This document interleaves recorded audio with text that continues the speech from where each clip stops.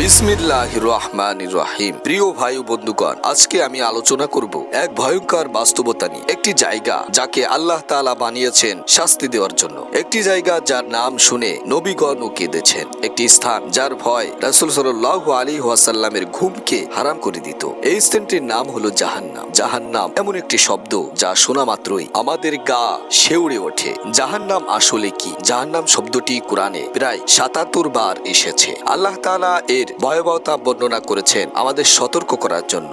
এটি হলো এমন এক আগুন যা দুনিয়ার আগুনের ৭০ গুণ বেশি ভয়ঙ্কর। রাসূল সাল্লাল্লাহু আলাইহি ওয়াসাল্লাম বলেছেন, তোমরা যে আগুন দুনিয়াতে জ্বালাও, জাহান্নামের আগুন তার চেয়ে ৭০ গুণ বেশি উত্তপ্ত।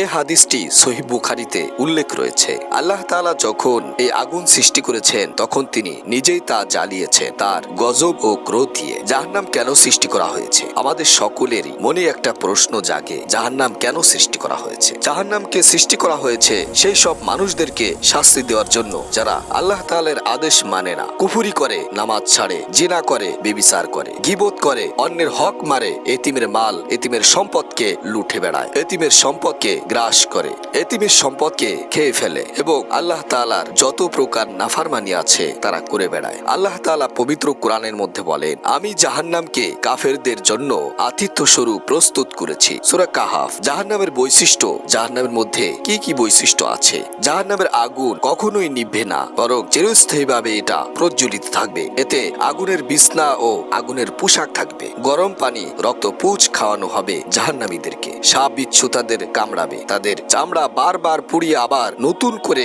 চামড়া দেওয়া হবে। আল্লাহ তাআলা বলেন, তাদের চামড়া পুড়ে গেলে আমি নতুন চামড়া বানিয়ে দিব, যেন তারা বারবার শাস্তি পায়। এটা কোনো গল্প নয়, এটা এক বাস্তব জায়গার বাস্তব কথাগুলি আপনাদেরকে শোনাচ্ছি। এখানে কান্না থাকবে, চিৎকার থাকবে, কিন্তু কোনো সাহায্যকারী থাকবে না। তারা বলবে, হে আল্লাহ, আমাদেরকে বের করে দাও, আমরা ভালো কাজ করে দুনিয়া থেকে পরিপূর্ণভাবে তোমার হক আদায় করে আমরা আসবো। কিন্তু তখন আর কোনো সুযোগ থাকবে না। জাহান্নাম কি কারোর জন্য স্থায়ী হবে? অবশ্যই। কাফের ও মুশরিকদের জন্য জাহান্নাম হবে চিরস্থায়ী। মুসলমানদের কেউ কেউ পাপের কারণে ঢুকলেও আল্লাহ তাআলার ইচ্ছায় তারা পরে মুক্তি পেতে পারে, কিন্তু যে কিয়ামতের আগে ফিরে আসবে না তার জন্য ভয়াবহ পরিণতি অপেক্ষা করছে। জাহান্নাম আমাদের ভয় পাওয়ার জন্য নয়, বরং সতর্ক হওয়ার জন্য। দুনিয়ায় পাপের মজা কয়েক মিনিট, কিন্তু জাহান্নামের আগুন চিরকাল। আজ যদি আমি একাকী অন্ধকার ঘরে ভয় পাই, তাহলে কবর আর জাহান্নামের অন্ধকারে আমি কিভাবে থাকবো? প্রিয় ভাই ও বন্ধুগণ,